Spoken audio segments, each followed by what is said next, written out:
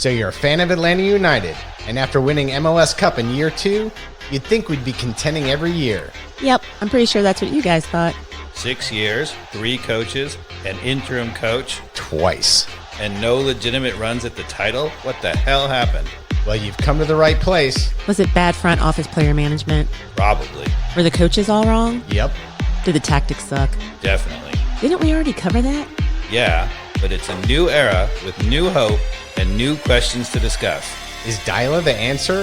Are Lagaway and Henderson the right dynamic duo? Or will they spend all our gam on another Miguel Berry? Join us as we drink wine, break it all down, and sort it all out. I'm Mikey Dobbs. I'm David Katz. And I'm Carmen Butler. And this is Season 7 of the ATL On Fire podcast show. Hey, everybody. Welcome back to another episode of ATL On Fire, the podcast where we talk all things Atlanta United Football Club and all things soccer. Thanks for joining. Yay! Dave, Carmen, how you doing? It's been about 3 weeks since we've done a podcast. Has it been? Has Seems it like been? a lifetime. Lifetime. It does seem like forever. Forever. Sorry to those out there waiting on the podcast. Yes. We apologize. Yeah. Our bad. The yellow pollen is out here in Atlanta, but we do have red wine to drink. Dave, thank you for bringing a lovely bottle. What do we have? We've got Sean Minor Cabernet from Napa. Have you heard of Carmen, what do you think? That's good. it? Napa Valley. You've heard of that? I've heard of It's the very Napa. nice. The Napa Valley. Now, like I said, I They think make I've wine there. I've had this either at a restaurant or somewhere in the past. Just the label looks very familiar. It's what? Sean who? Sean Minor? Sean Minor. All right. Very good. Yeah. Well, also a good time to thank our sponsors that also make lovely red wine up in Dahlonega Plateau, Wolf Mountain Vineyards. Again, good time of year to get up there. By the way, so this year we have 4 different blends going with the grapes from Wolf Mountain. Yeah. And every once in a while you have to try the wine to make sure it's going along just fine. That's that's important. Got a little taste. So I tried and I was like, oh man, is it good? It's so much better than Is it? so much better than the Cabernet we blended from grapes brought off the internet. Okay. Then, yeah, that would make sense. But yeah, again, a lot of people don't associate great red wine with Georgia. You will be shocked. It's a fantastic selection of red wines that they are crafting up there. So encourage everybody to get up there. And you all will be shocked by ours.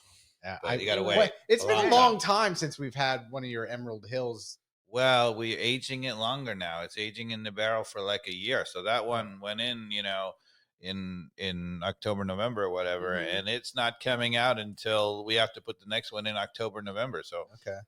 now we have other wine. I know. I even just need to bring one of the old ones. I don't know. All right, you can do it. I want a vintage. Just We need to saying. start winning though again, right? Yes. For that to happen. Yeah, usually I bring it in honor of us making the playoffs, but we don't do that anymore. Now, good time to thank our other sponsor, Wild Heaven Brewery. Yeah. Today they had like a special. If you wore like Braves gear up there, you get like $2 opening day. beers. Oh, really? So Opening they've day. What? Yeah. It's already opening day? It's opening day, because the pollen comes just before opening day, Carmen. Yeah. But look It at used to be the pollen comes on opening day, but now it's global warming and blah, blah, blah. If you're watching us on YouTube, that's how delicious the beer looks and tastes when you get a draft It beer. looks good. up at Sometimes Wild I want to Heaven. reach right through the screen. Maybe some Fox Brothers barbecue with it. Delicious. Oh, man. Yeah. Yeah. Oh, man. So, well, Like, thank you what guys. are you doing tomorrow? I know. Might have to go down there. Thank you both for making the trip over here to do a podcast as always. If you're new to the show, you will find us on all of the major podcast platforms out there, Spotify and wherever you are enjoying your digital podcast. Also on YouTube, please, you do us a great favor if you tell a friend and subscribe. We need some viewership. Would be lovely. That's the best podcast ever. Yeah, it is. So yeah, we love to really break it down. Dave is a soccer aficionado, and I am As at least are you all. somewhat I mean, entertaining. come on now. I don't know why I'm laughing so hard at that. Now, Oh. we have 2 games to go through. One, a Miami home game where we lost at the last few minutes of the game. Dave and I were sitting next to each other. And then a Cincinnati game away, which was always going to be tough against the solid Cincinnati side. Came away 2-2. So we lost to Miami 1-2 and came up with a draw at the end of the Cincinnati game 2-2. So 2 games to talk about. But before we get into Atlanta United, what are your thoughts on the U.S. men's national team running the Nations League, Dave? Well, so I didn't really watch the Canada game because Okay. it's a third place game. Like, Yeah. who watches a third place game? But, people were like, oh, Pochettino, he's ruined us, and they're supposed to be golden generation or not, whatever. I mean, we dominated Panama, right? Yeah. Like, we dominated. They had one shot on goal. Yeah. In the whatever 90th minute or whenever we gave up the game winner. Lost. We always lose at Panama. Well, I mean, Why? what I have to But say we is, have to get over this, Dave. yes, you got to get better. You got to score the goals, but you can't exactly say that it's the coach's fault if they totally dominate. Like, that's what you want your coach to get the team to do, and then sometimes it doesn't go for you. But right, that's the goal: is to dominate your opponent. Yeah. So I think it's a little over. Does losing to Panama in the semifinals suck? Yes. Is that the sky is falling? No. Yeah. Especially because you have to watch, right? The same thing is true of our current Ronnie Dyla situation, right? You have to watch. There is non-performing, in terms of points and still playing well and is coming. And there is non-performing in terms of points, Pineda, where you're never going to get points. There's a difference. Yeah. The U.S. had like 14 shots on goal, 7 on target. And again, Jamaica had like 3 shots total. Panama, 1 shot on goal, and it went in at the end of the game. So I hear you. And it feels very relevant to the stats that at least Atlanta United is putting up at the beginning of the year. Like a lot more shots, a lot more quality opportunities. And the sky is certainly not falling there either. But, when you and I were sitting together at the Miami game, which was, I thought, a very entertaining, quality soccer game for the most part. Yes. We're looking at stretched as they always do. Two of the best teams, two of the best teams in MLS, right? That both get stretched towards the end of the game because both are highly attacking style teams in terms of where the talent stacks up. And they're old. They're really good, but old, so they get stretched as the game goes on. So, bring me back to the Miami game, Dave. What do you think in general how the game went? And again, I felt like I enjoyed the soccer. I mean, the much better quality of product to go into the stadium and watch than I've seen in a long time. The interesting thing, right, is that we talked about in our pre-season podcast from the brewery, Wild Heaven Brewery, that Mascherano brought 2 young South Americans on board. And everybody's, Messi, and Suarez a little bit, and then they don't think about anybody else. But Allende and Segovia have both had great starts to the season. They're young South Americans. One's a little bit middle, and one's really young. But anyway, and you think, because Messi wasn't playing all the time. I don't know whether he got a knock or they were just resting him. There was back and forth. But anyway, he skipped a couple of games because he was playing CONCACAF Champions League, and he skipped a couple of MLS games for whatever reason. And so those guys were playing well, and they won without him. One of the things that we asked the question, would they be able to win without Messi under Mascherano as they did under Tata? And so far in the early season, the answer is yes. Yeah. And those guys were the key to it. They were scoring the goals. They've been scoring even without Messi for fun. Yeah. I was interested to know whether or not they would start once Messi came back and started, which he did against us. And he started them all. Yeah, he did. He started Suarez. He started Messi. He started Allende and Segovia. We predicted that Messi would start for sure. But I was surprised. I thought one of them, I was wondering which one of them was going to the bench, and the answer was none. they all started. And can we get over the fact that, yes, Messi will play on turf? That's right. He always would have. Yep. And it's just, if you're out there and you're one of those people, you should just apologize to the people that you've argued with. Because the reason that Messi played, because it all lined up and made sense, not because of any conspiracy theory. That's right. But also, Messi did not play in the last 2 international games for Argentina, where they played Uruguay and He Brazil. didn't They get smashed called Brazil. up, or he told him not to call him. And and again rested. Mhm. And the younger Argentina generation, including our friend Thiago Almada, scored a Thiago bomber Almada. against Uruguay for the win. Okay. So Almada, by the way, is playing a solid part in Lyon. Yep. And Oh, is performing pretty well. Good. Turns out he's a good player. It turns out, yeah. Pineda. Sorry, I had a little something in Where my is throat there. Pineda? Where'd he go? He is He in a went to Liga Mexico. MX team. He's Ah. coaching, and we will play them in August What? in the Leagues Cup Leagues against. Cup. So we get to match up. Yeah. Oh. The fates have Yeah. brought them back. Ah.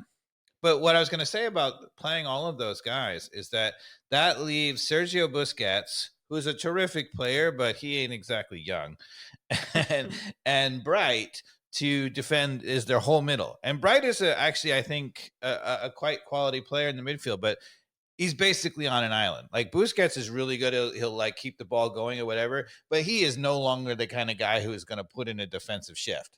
So Bright was defending on an island. And I was like, look, Bright is going to be defending against our whole, amazing midfield. Yeah. So I thought maybe that would be an edge test. And the question was whether Messi would still score anyway. And yeah. Well, that game started off with a great goal by Atlanta United in the 10th or 11th minute. Yes, I want to talk about that. Okay, let's talk about that because, again, we had Brooks Lennon back in that game. In this particular play was going forward with purpose at the right time to run. And, again, our friend Latte La seems to prove that he's pretty good at heading the ball, Dave. Yes. So here's my point. I'm here to humble brag. So first I want Carmen, you can bring up the Cincinnati highlight. The Red Bull highlights. Okay. So at the very end of last podcast, Mikey Dobbs, you posed the question, what was wrong with our scoring? And I said that what was wrong with our scoring, one of the things, not all of it, but one of the things that was going wrong with our scoring is the wrong guy is ending up on the ball. Okay. You chastised me for this. You said that was a bunch of BS. Okay, we can go back and play the clip if we want. But I want to show you, if you go back to it on the top, and I can drive, Carmen. Sure thing. All right. Oh, wait. Wrong one. My bad. There we go. So this is the clip that we showed last week. We went over and over and over. That was with Saba on. So this is Noah Cobb, who's trying to play it to Saba. Yeah. And I'll stop it, here. So we play. Okay. So that's, we actually stopped it in a little bit of a bad place when we were showing it. So we made it look a little harder. When you were looking at it, you were like, oh, I think that's a hard ball to play. I think I stopped it in a slightly better place now. So those of you who are on YouTube, you can see it.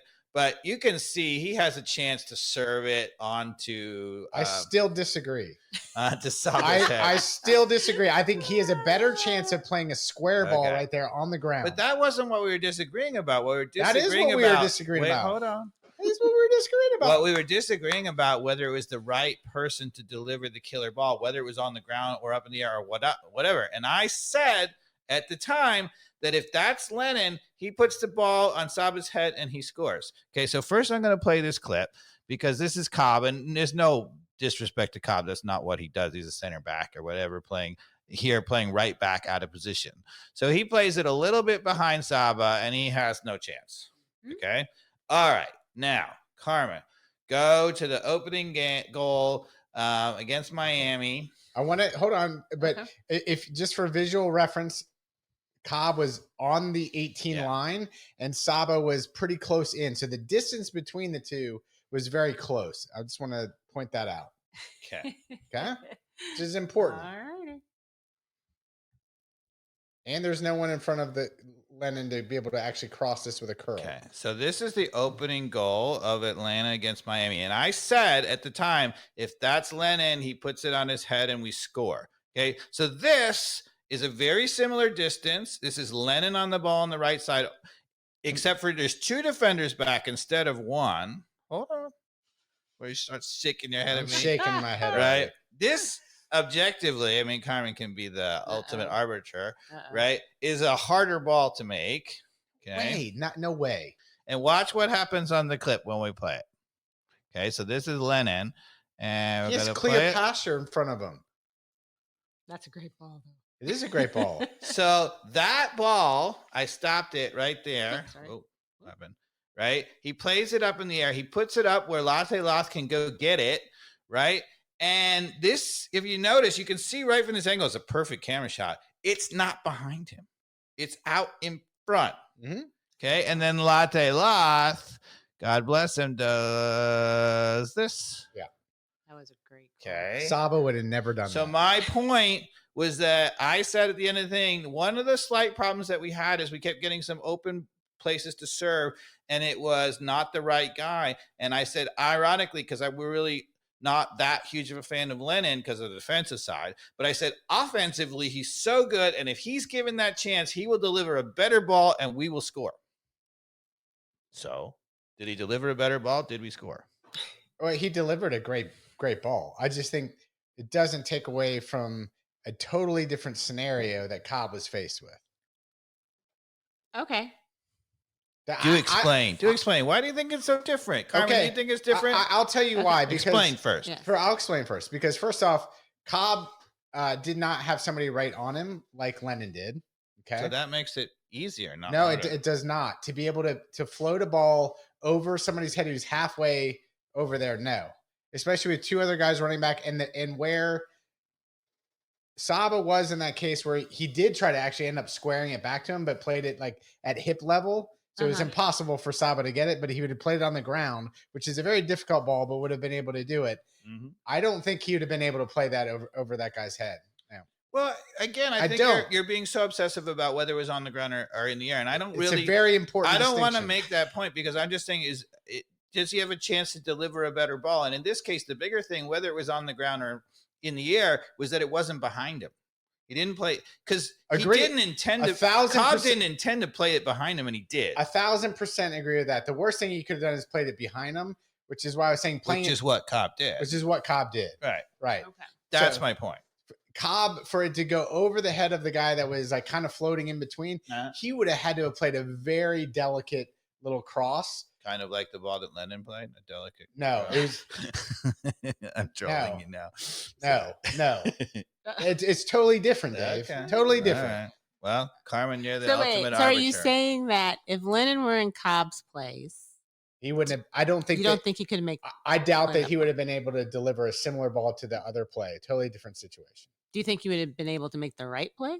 The correct Maybe, play? yes. I think what Cobb should have done in that area is attack the goal and brought the defender one step closer to him, and then something would have opened up. I think Cobb should have gone to goal. Well, I think that what we said in the original clip was he could have gotten to the ball earlier and played it out in front earlier. That too. Right, that would have been better. My point is he should have gone to goal because the guy was dropping off of him and not putting pressure on him. Like Lennon had pressure 1 foot away from him. I see what you're saying. Okay. And because the guy was dropped off from him, I think Cobb should have gone to goal and just ripped it. Okay. Just saying, I would rather be the position that Cobb was with no pressure on me trying to deliver a killer ball than Lennon, who had a guy draped all over him, and still Lennon made him watch much better ball. For a cross, I'm not sure I agree. I love it. Carmen.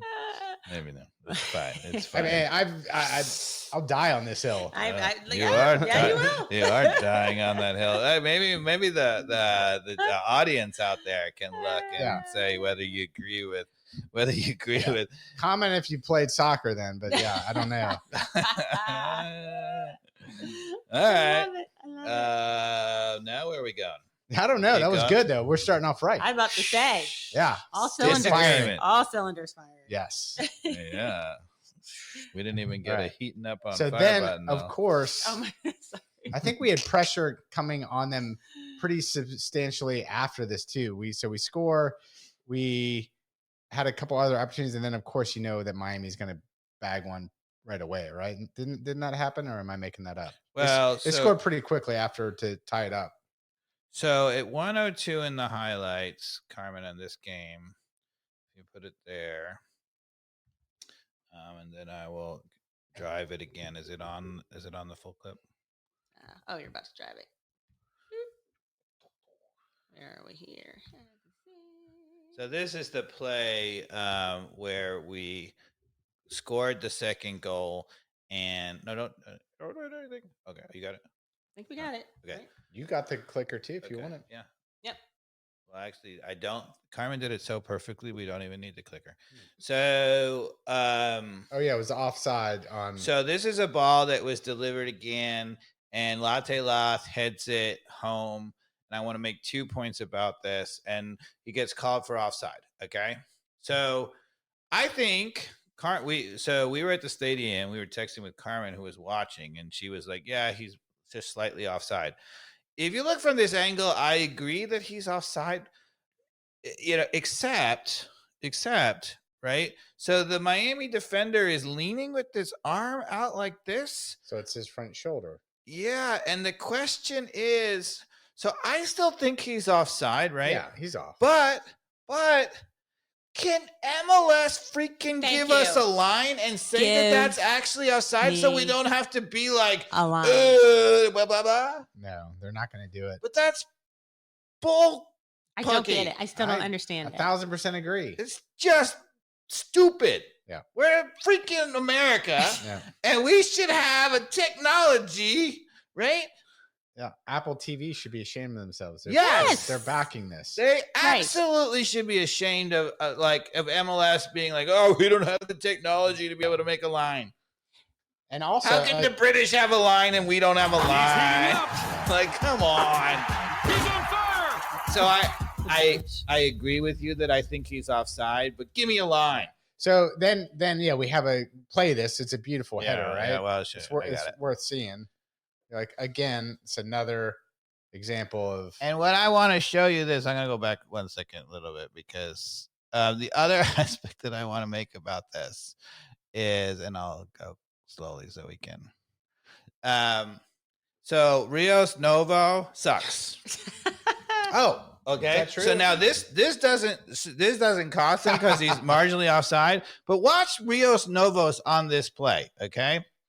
Right. He's too short, so he knows he can't come for the ball. He'll never get there. Right. But he's also, too short where he knows he has to come out to get an angle. So if he stays back on the line, you just can't cover enough. So he's just always in no man's land, right? Watch this clip, right? They play it, right? He's there. He's like, oh, what do I do? What do I do? He kind of backs up. He's in no man's land, right? And then he even is covering the near post, really. Yeah, and he gets nowhere close to that. Yeah. Do you think that is pathetic goalkeeping? Well, do you think it's pathetic height? Like, yeah, I mean, that's the problem. He had another. He's got short, and he's got short arms, and he can't get close to that ball. It's both. Yeah, if he had a palm to get up there like Guzan, that would have been blocked. Yeah, not a chance. Oh, so I'm telling you out there, right? If Calendar doesn't come back, they're in trouble. They're going to give up goals for that. Yeah. Very much. Oh, what do you want? No, I'm just saying, is our audio messed up here? It's okay. Oh. Well, there's nothing we can do about it. Don't touch anything. We're good. We're just going to roll, but I don't know what that says. Has limited space remaining. Oh, okay. Limited space. We'll be okay. We're going to be okay. We'll be okay. We have to make space okay. before the next podcast. All right. So. Okay. So we missed that opportunity. It felt like all the momentum is going our direction at that point, Dave. And then shortly after, right, they end up coming. 123 in the highlights. And we're just going to play the whole thing because I'm going to go and make a point of it. But before we do that, I just want to play the whole clip because God bless Messi is a genius. Yeah, but he is. But I mean, come on, this is a straight up blunder from Sleece. We're going to get to that. But first, before you get into that, just watch the glory that is Messi. It is. I mean, well, the chip and all of that is classic. Look Messi. what he does after he. First of all, he makes a tackle and intercepts the ball, which, oh my God. And then watch this cut. Oh, see ya and flip. Oh, it's all Cobra. It's like a cobra. That is ridiculous. Yeah. At his age, especially. Well, no, he sat there and watched for Sleece to make that mistake, and then he pounced, and it was incredible. It really was. Well, it is gorgeous. As Mascherano said in the news conference, that is a goal that only Messi can score. Yeah. It made it seem so easy. It's because of watch the amount of space he tracks down after Sleece makes a really bad touch. He just completely closes it, right? Wins the tackle, makes a cut, and then just is like, he has the ability. Enrique and I were talking about this the other day after a game.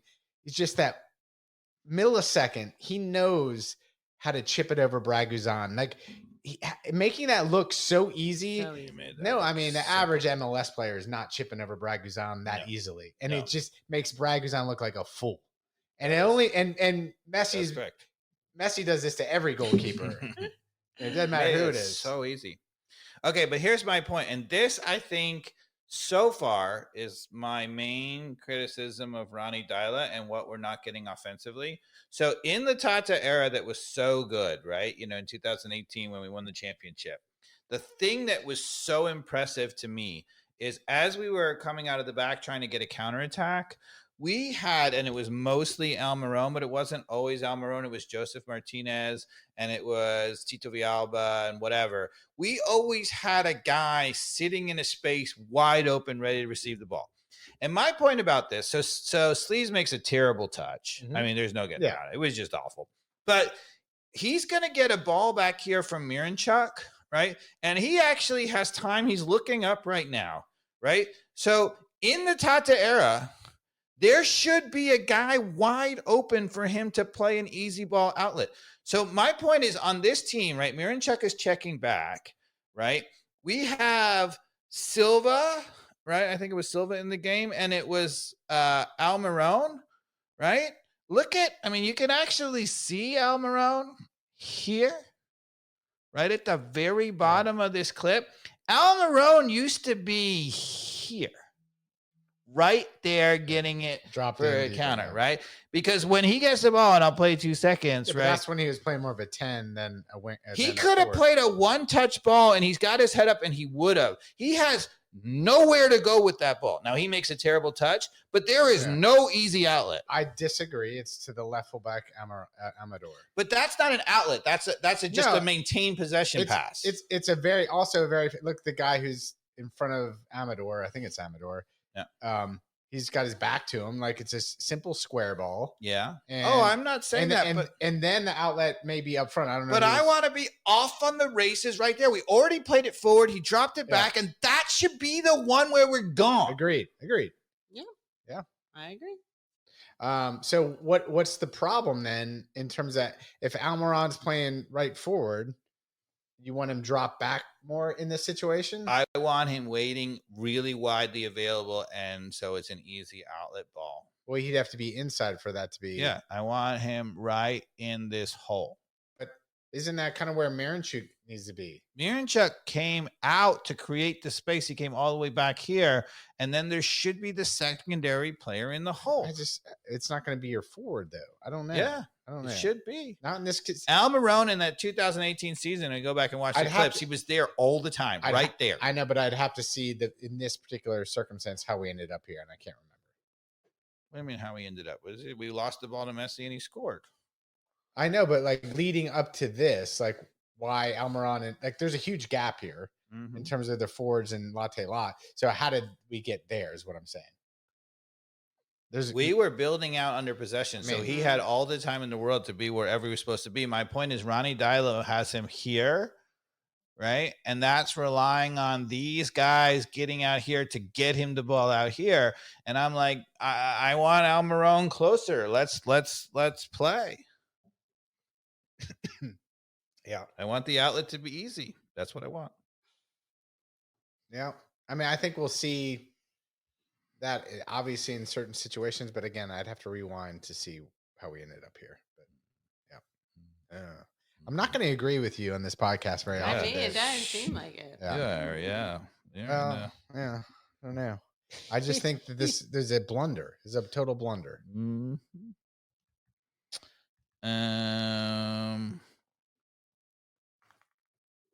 Are we? We're just gonna roll. There's also audio running through the computer, so we're good. We're good. Be able to figure it out. It says it's full and the recording has stopped. Full on the recording, so we're still gonna be okay. There's volume coming through the Perfect. The YouTube channel. Yeah, we're good. Okay, all right. Alrighty. We got it. We got backup people. Yeah, Dobbs come has on. it covered. Yeah. It's probably because we got the volume fixed. So Yeah. now it's like extra bytes of Yeah. information because it's louder. Yeah. That's how much I know about this. Like, is it louder? Does it take up more space? I knew when I was so excited I fixed the volume that something was going to go wrong. I mean, So I'm ready to If roll you with the guys punches. are out there and you're like, oh, the last 2 podcasts have been a little less volume, that's because Carmen sabotaged the podcast and turned the volume down. True. I She did. hacked the Windows volume I did. in the menu. That's right. Just to show you I'm in control of things. Yeah. Oh, and Carmen had a birthday the other day. Happy birthday, Carmen. Aw, birthday. thank you kindly. 49. Whoop, 49. whoop. I'm about to get gone of the 49s next month. Ah, 5-0 is it's around the corner. right around the corner. Ugh. Dave, Yep. now it's 1-1. Messi scores on us. Yes, I want us to go to 601 in the highlight package. 601 in We're just doing highlights. I Like mean, this is 601. But this is like, our thinking about we're doing it's sort of tactical board via the highlights. Carmen's gonna get it called up. So what's gonna happen here is Moyamba can't finish the job and falls at the end line. well, yeah. But That's what happened. yes. Just yes. to break the suspense. That's what happened. He Okay. ran out of juice. All All you had to do is kick him in the shin, do something. I don't know. Don't let him go around you at the end line like that. That's impossible. So Guzan's going to make a nice save at the near post.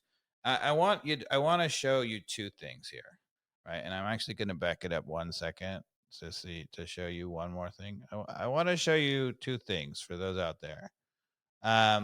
So first of all, we'll play it twice because I think you can watch 2 separate things. So whether it's on the same thing, so maybe you can see it both in once. Anyway, so they're coming down the left side, and Muyumba's going to end up trying to guard the guy in the post, and he gets you say, he does terribly. Didn't finish the game. Muyamba did not finish the game. Yeah, yes.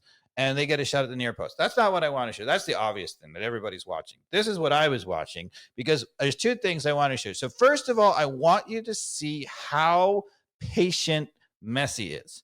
If you're a striker, so most of the strikers, as they run to the end line, are going to, I gotta get in, right? Yeah. He's just like, okay, I'm good. And then he's going to break late and watch how wide open he is. So that's one thing. And then the second thing is anybody, Pineda, who thinks that Fortune is a defensive midfielder, watch Fortune, who should be tracking that run. He is absolutely clueless. All right, let's see. Okay, so here is Fortune. Yep. Here is Messi. Everybody got it? Okay, ready, play. Messi waiting, right? Waiting, no problem. He's going against Muyamba. Keep playing it. Muyamba thinks like he has the ball, right? There they are again. Messi has gone nowhere. He's patient, but now they win the ball, right? Fortune, he's supposed to be the guy responsible for this. Do you think he has any idea where Messi is? Soccer 101, when you're defending, you turn your hips. He is so ball watching. He glanced over his shoulder. He's ball watching, and he already knows that who's that in front? Is Williams in front of him? Yeah, they're standing right next to another He doesn't guy. need to do anything there. He That's needs to be like, hey, where's the best player in the world playing? Right. You might want to be tracking the best No player one in the is world. looking at the best player in the world. And Messi is so patient. Now watch what Messi does, right? Watch this. Right? He's patient. He's still patient. There he goes. Right? And he gets it. And oh my God, does he almost score? Yeah. Oof. Just see, so there's 2 things you should learn about this, right? One is how not to defend, right? Fortune, you can see him there. He's so ball watching. And then he's like, oh, it went over my head to the wide open Messi, Oh my goodness. right? And by the way, kids, if in that situation, Fortune can do just as much by standing in the same spot with his hips turned. And then when that ball comes across, he can shut that space down way easier. Yeah. And be right on top of And Messi. the other thing I want you to notice for all those strikers out of the world who are just gung-ho, right? He was gung-ho when he finally made the decision. You can leave it because we're going to do another one. But he's so patient. You just watch Messi. They had like 3 times when they maybe were going to get the cross, and he was like watching it. He's like, I don't think so. I don't think so. I don't think so. As soon as they finally got it out of there, and then he's like, now it's on. Did you see him go that 3-4 steps of burst, and he's wide open? Yep. Right? It's amazing. Okay. All right. Now, last thing. We're going to go to 6:42. I'll get it. Don't worry, because it's horrible. Don't worry, it's horrible. We're in no rush to get there. Yeah. Oh, goodness. Okay. So this is the goal that we conceded, and this is a problem. So I said it on I think it was the last podcast, maybe 2 podcasts ago. Anyway, Guzan is a liability, not because of his shot stopping, not because of his leadership. His lateral motion is gone, right? He gets his body moving one way, it going like a freight train. It never coming back. And that's Guzan at 40. Yeah. Right? Because you're going to see here, it's a short corner. They play it to the far side. He takes one step to his left, and they're going to head it back where it came from. And watch how poorly he reacts. Yeah. Right? Here it comes. Ready? Close your eyes, kids. Comes across. He's coming. He's taking 2 steps. You're like, oh, he's in a good spot, right? Yeah. He should be able to make the save. And he's going to hit the worst. So first of all, we criticized Fortune last time, but he's well marked up here. He, did a much better job here. It's off a corner, so that's a difference. But anyway, he's really marked up. He forces him to get a really weak header, and it just drips in the far post because motion. Push off. Yeah. Did he think somebody had it? You think? Yeah, goalkeeper. No, he did not. He just was really? like, it was just terrible. And I'm going to prove it to slow. you. I am old and slow. That's how that felt in his brain too. Trust me, you'd interview him after. He's like, how did my legs not get there? Because they just lost a step.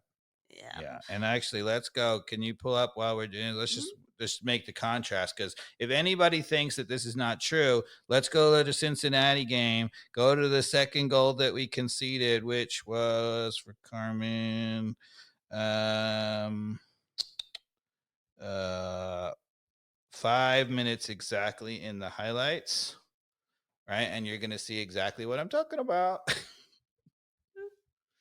Exactly on 5 minutes. Mm-hmm. So, I think we're doing this. I'm using the highlights because they're really good example of how you can see. Carmen's good at moving the footage around. All right, so go. All right, you pull it back up. Yeah, the top, and then I got it. Okay. Right. So it's a free kick. This is actually the second goal that we give up. Right? It deflects. Yeah. Guzan is moving right. And he has no ability to go back lateral. Once he gets going, he grabs his head. All right, let's watch it again. They're going to show it again. All right. Wow. You're right. He didn't even push off at all. Nothing. Now, am I saying that he could get back to that? I'm not sure. Like, I think amazing goalkeeper, maybe. But my point is not whether he could have made the save or should have made the save. My point is that he takes the step, and that is it. Yeah. He cannot go back at all, and it's a liability. That is the right point there. Like, it probably, like you said, any goalkeepers. It didn't go that far back, so maybe some goalkeeper could have gotten to that, but I don't know. But it's the point of just watching his body reaction. It was like, I got one move and it was that way. And then as he's going down, like slow, he's grabbing his head. He's like, oh no, I have no chance of getting back to that because I'm already falling over like I've been chopped on a log. A tree. It's like a Christmas tree going over. And which goal? That's the first goal in the Cincinnati game? No, that was the second goal that took the lead for them. We were up 1-0, which you can go through the Cincinnati game if you want to go to it. But yeah, let's do that. Let's go Cincinnati. Yeah. Since we went to it, let's do it. So that was the second goal in the Cincinnati game. Yeah. All right, let's go to the first goal. Atlanta scored first. We did. We scored off a beautiful goal first. Let's see.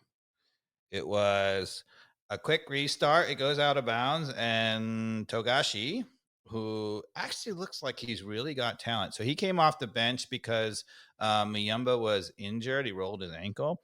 They brought on Togashi. Okay. There is a throw in. It's the next goal, and I can tell you where it is. Let's see. Must be roughly here. I think Karma's got it pulled up here. You have it? Yeah. Around 210. Yeah. So it goes out of bounds, and actually, if you look carefully, it is Cincinnati's throw-in. The linesman is still sort of making up his mind, but credit to Togashi, he just grabs the ball and throws it in, right? He throws it in to Saba, right, before he can really make his mind up. If you watch I'll take control now too if you want. Okay. So he puts his thing up, and yeah. Sorry. That was nice. Yeah. It was a great throw.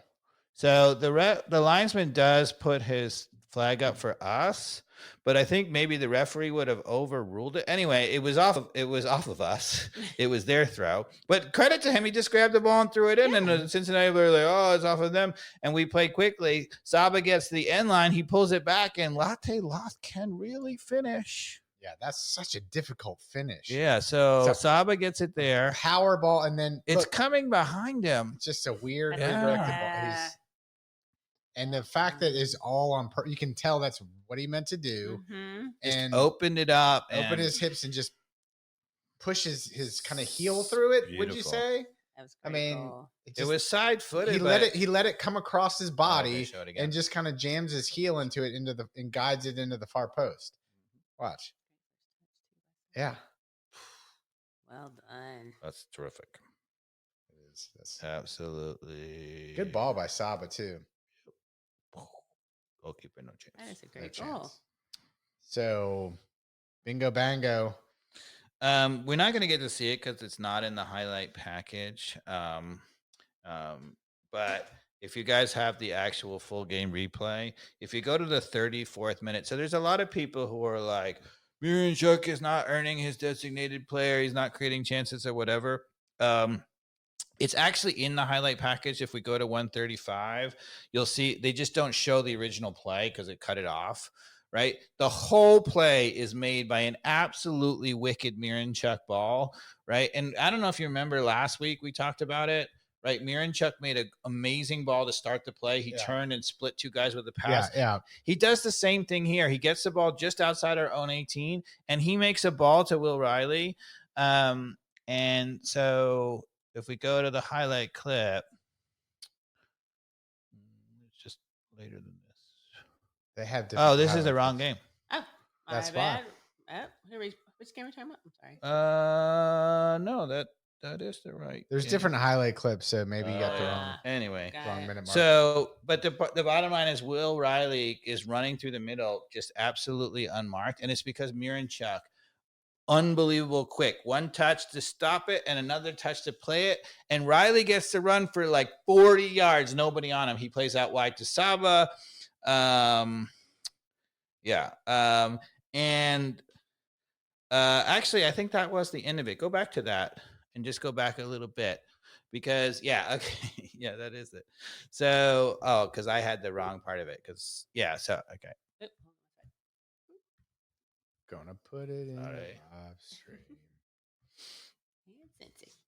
Yeah. So here on this part, I'm going to back it up just slightly to the very beginning of the clip. Oops, what the heck happened?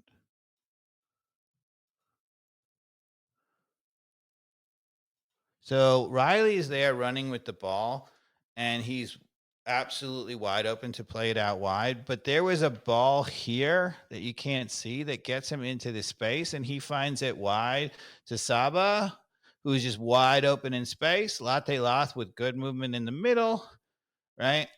And Muyamba heads it. It is going in, Mikey Dobbs. Oh, my goodness. And it hits Latte Loth on the line. That was defended by our own striker. I mean, he knew nothing about it. He was on the line. But that was ball going in. That's how unlucky we are. Yeah. That was a good opportunity. It was hard to tell who it hit. It hit Latte Loth. All right. I can prove it to you. Want to go back? No, I believe you. I believe you on that. All right. No reason to go back. All right. Although Latte Lot didn't get hit in the head by Brad Guzan. I don't know, like That how much actually- I can trust you. Actually, we talked about that. So after the podcast where we argued last Oh, time, we did. Mikey Dawes went into slow motion on the full replay and showed us that, yes, in fact, Brad Guzan did not punch Latte Loth in the head. He actually, I think, if anything, it was one of the attackers might have hit him with his another head. team may have like hit his head, and but it looked like Guzan was about to punch him, and he didn't. No, he kind of came over, So, over his head. Mikey Dawes was right. You was I right. was wrong. You got to give me credit Yes. every once in a while when I am right. Yeah, Yeah. Even a broken clock. Oh, Yeah. And now let's go to 547 in that same highlights package, because that's the second goal that we conceded. So Carmen to bring it up. So we actually is interesting. So we had brought on Hernandez for Silva. So we scored first, as we just pointed out. Then we concede. Okay, we concede on that horrible deflection, right, where Guzan is leaning the wrong way. All right. Right, Evander, who we talked about at the beginning of the year, right? He scores both goals against us. I said he's the best player in the MLS, and he scored 2 goals against us. But anyway, we had brought on Hernandez for Silva. So we actually, for a brief moment, while it was 1-1, I think Ronnie Dyler was like 1-1 on the road, okay, against Cincinnati. Yeah. Mm-hmm. And he went to 5 in the back. So you can see it in the 5 in the back. It's actually 1 out here, 2, 3, 4, and this is the right back here. Okay. But again, you know, everybody's going to be watching this and say, if you watch On the Ball, you'll see that we just make a hash out of tackles. 2 guys missed tackles, right? So first of all, this is not a Pineda goal, because again, 2 guys missed tackles. With Pineda, we didn't even have a guy who could make a tackle. So, you know, the guy's got to make a tackle, you know, and that's the problem. Yeah, and again, go back to the Muyumba goal where he got beat at the end line too. Yeah, it's like absolutely. We're getting. I mean, those are clear player mistakes. Yep. I'd rather be like, okay, well, and then like, yes, you can point out after the fact, Fortune is ball watching and doesn't do the basics to turn his hips, but the first part is taken care of. But what I want you to watch, so you can watch, if you want to play it twice, we can watch what's happening on the ball and the missed 2 tackles. But what I want to show you is here, right? So Lennon here is now, we're playing 5 in the back. So he was more up the field, you know, as he should be as a wing back, right? You know, and we turned it over badly. So this is not his fault or whatever. But so he's getting back and he's doing a good job. But if you watch him come back, to show that he has no defensive instincts whatsoever. Now, I don't think he could have come and made this play, but I just wanted you to watch what he does. And if you're a guy who's in charge of let's say you're a U.S. national team coach named Pochettino, and you're evaluating Lennon, and you're just watching him in this game instead of watching what's going on in the ball, you tell me if you want that defending in the World Cup, okay? Because watch this. Watch what he does.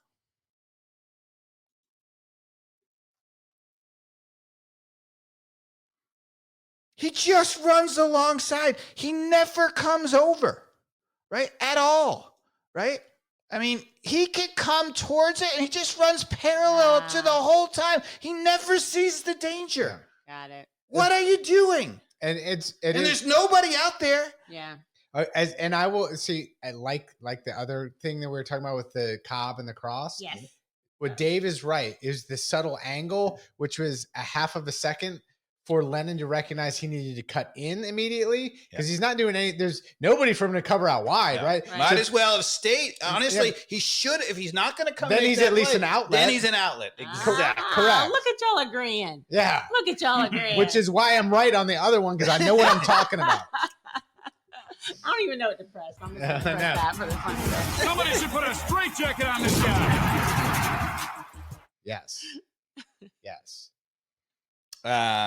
Yeah, but I mean, like, the instincts are just awful.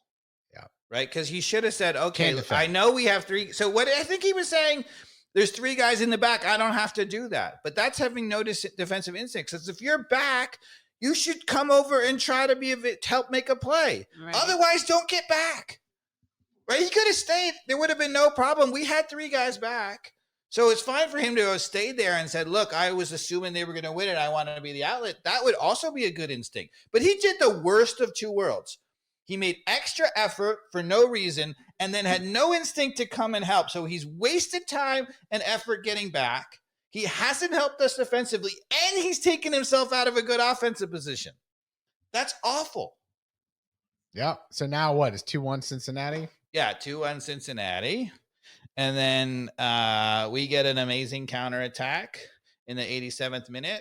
I think you're about to show up. Carmen, you can take the drive on this one. Right. So Miranchuk is getting the ball right when we have it. And again, for those of you, watch how fast he processes the ball and gets it out to Saba. Right? Boom, boom, boom. Yeah. Right? Saba comes in. Own goal. Yeah. The other thing I want you to notice, I think they're going to go back to it again, is watch Latte Loth's movement, right? He doesn't just run. All those strikers who run straight to the goal, watch Latte Loth. Does he run straight to the goal? He's going straight. Now watch this. Ready? There he goes. Outside, right? Did you see him go out? Mm-hmm. Right? That's a striker.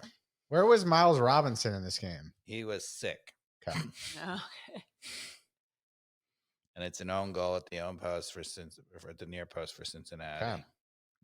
So here we are in the season. What is our record? Where 1, 2, and 2. 1, 2, and 2. Poor, and poor.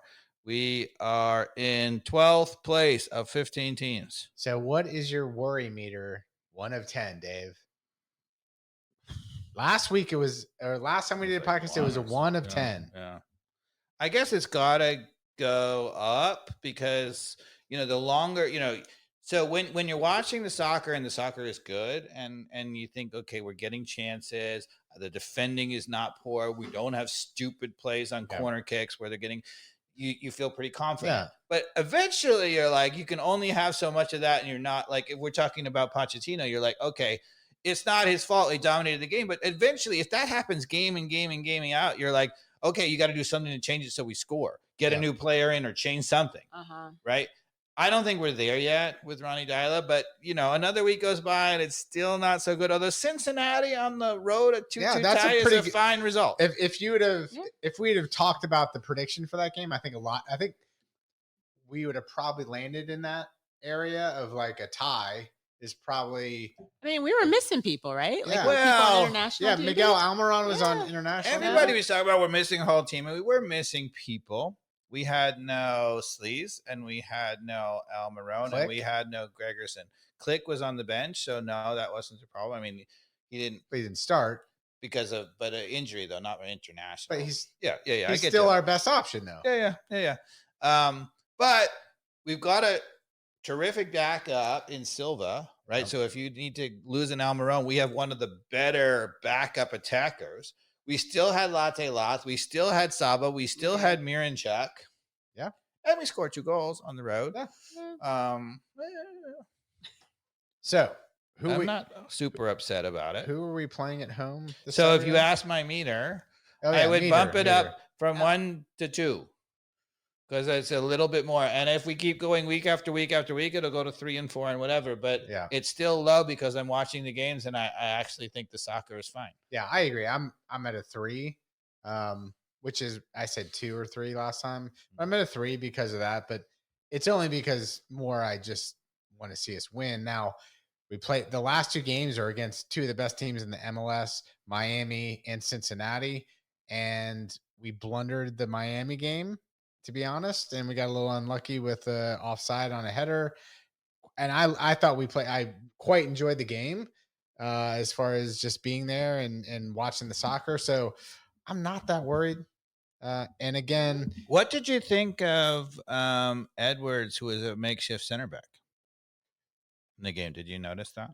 Well, didn't you talk about that in the last podcast at Edwards, or did we talk about that? He was at right back. That you might actually. It's the first time he's played center back. Yeah, but you were saying that he might be better as a center back. He could be. I think defensively he's terrific. Yeah, because he's not afraid to put pressure on people's backs, right? Which is what's been missing from. But I don't mind Williams. him as a right back either. He gets forward pretty well, and I think he, I think does he serve a ball as well as Lennon now? No, but he's he's 21 years old or whatever he is. Yeah. So could he get there? Absolutely. I'm a big fan of his. Now I don't know whether we want to go to it. I'll show you. When Guzan makes a terrific save very early in that game, and it's off of a cross. And Edwards loses his guy. He just kind of lets him go, and he gets the glancing header that Guzan makes a terrific save on. I was like, I mean, it wasn't horrible, but you got to do way better than that.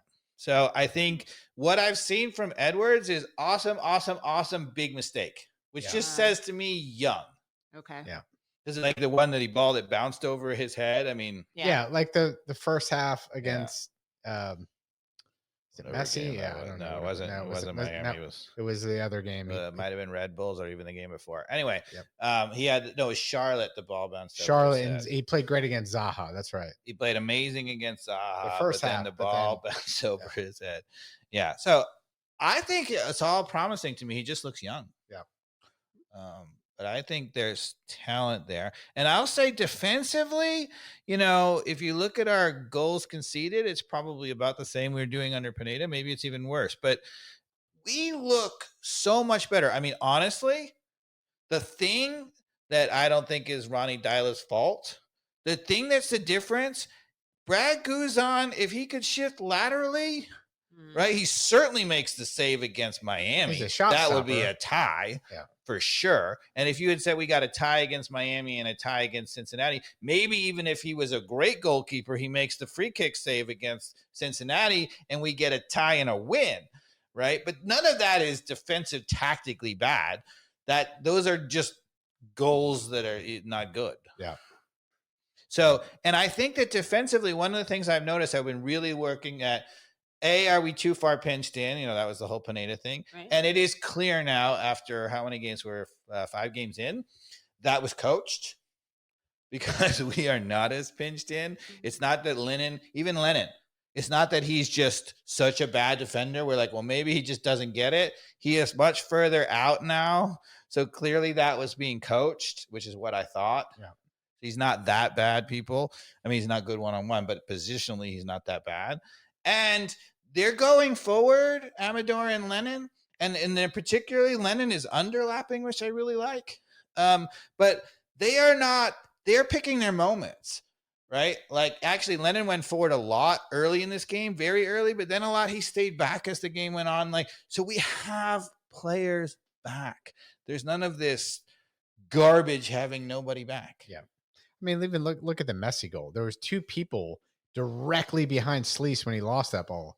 Yeah. And he made them look, well, you know who beat us? It was Lionel Messi. Yeah. After a mistake. And I can forgive mistakes, right? Like I'm not mad about a mistake. And that's totally different. Even Moyumba getting being in the line, it's a mistake. But the Moyumba thing bothered me because that is a little bit of a mental thing at the end of the game. You got to be mentally, and this goes for every team in the last 5 minutes of a game.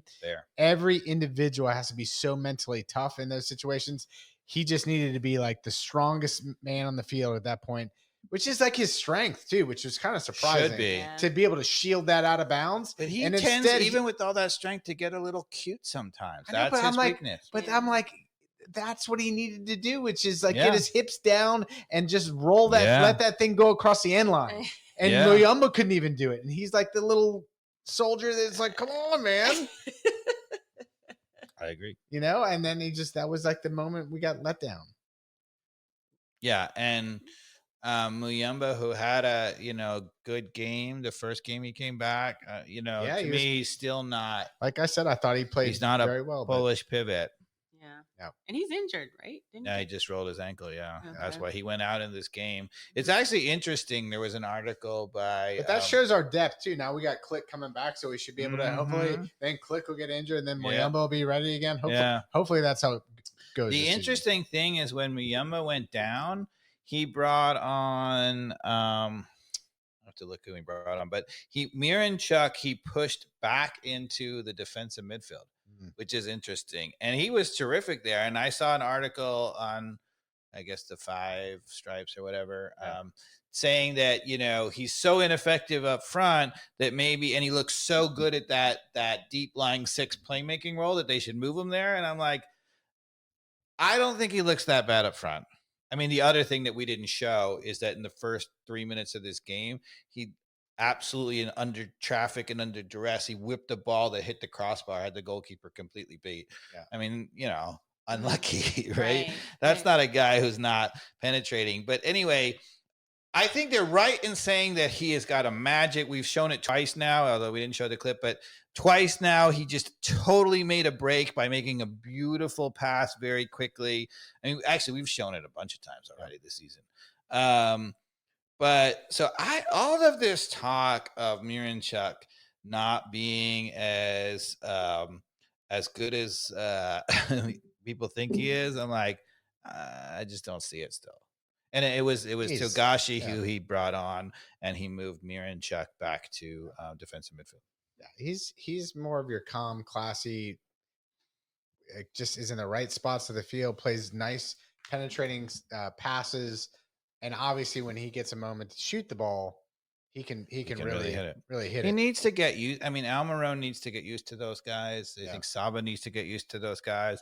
But if we put it all together, yeah, we could have a run. We've also had a pretty tough schedule early on. We had to go to Charlotte, which is going to be one of the better teams. We've played Miami, which is probably the favorite. Yes. If they're not the favorite, then Cincinnati's the favorite. So our next 2 games are okay teams. We got NYCFC and then Dallas next. Is that correct? I think that's right. And Dallas is the Pits. They're the worst. Yeah. So if we don't get it done against Dallas, that we haven't turned the corner.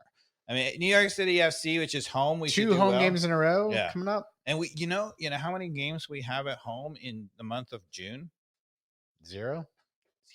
Oh, really? We are home, and then road trip. Well, maybe which actually is, hopefully we'll put it together by then and maybe go on a great road trip. But Dallas is really bad. So, what are your thoughts on NYCFC at home? We get the win. What's your prediction? I'm gonna go to Carmen first. What Carmen. do you think? This is a At 2-2-1 home. 8th place New York City FC team. We will. Let's see. I got us winning 3-1. I have us winning 4-1. And I'm gonna go with 3-0. Okay. Wow, that is pretty one-sided as far as all predictions. Yeah, I don't think, and so this is going to be an interesting. We're pretty confident. Pretty confident. And we may all have egg on our face. I almost don't. Although like you can't get egg on your face either. anymore because it's too expensive. Okay. All right. What about the Dallas? In case we don't get to the Dallas game, what's your prediction on 8-0. Dallas? No, I'm kidding. Probably 2-1 against Dallas, right? Dallas, you got to figure they just hunkered in or whatever. And we beat them 2-0. Yeah, I was going to say 2-1. This team should never score less than 2 goals. Certainly at home, I think this team should be the kind of team that regularly scores 3 at home. It definitely scores 2 at home, and on the road, often they get 2. They at least score 1. Okay. There should never be. Yeah. And we've scored some goals. I mean, if you look at us, we have 6 goals for in 5 games. It's not great. 8 goals conceded. New York City FC, just so you know, part of my prediction, they have only scored 6 goals also. Yeah. They've only conceded 5. So they have a very good defensive record. They all play defense. But on the road, they've been a lot at home in their stupid bandbox. And, at home, here, us at home, right? Come on.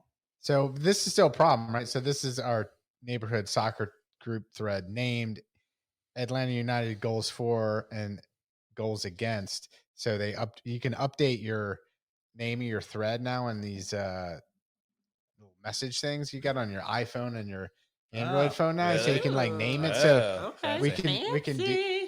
So I can go in and rename our Atlanta United. Rename it like giving away our war plans. We update the goals in there so we know how many goals Atlanta has scored versus conceded. So we've scored 6 and conceded 7 so far this season. Yeah. And so that's apparent. Mm-hmm. Disappointing. Not great, but we've had a tough schedule. It gets a little easier now for the next few weeks. And yeah, let's go. Yeah. It's time to roll. We've Time got to the roll. players back. Big predictions. We're healthy. There. A lot of. Let's go. Yes, please. But y'all aren't going to the game. I think I'm going to try. Yeah. I can't. Yeah. Too much landscaping for me last weekend. I need a rest. Like it Need does. some R&R. Arms are falling So off. He's got adult. leprosy. So adults. Yeah.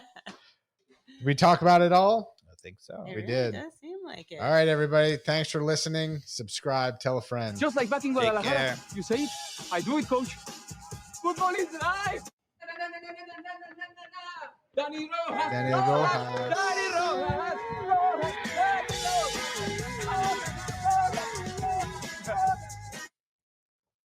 Duke basketball. Here we go. Yes, let's go.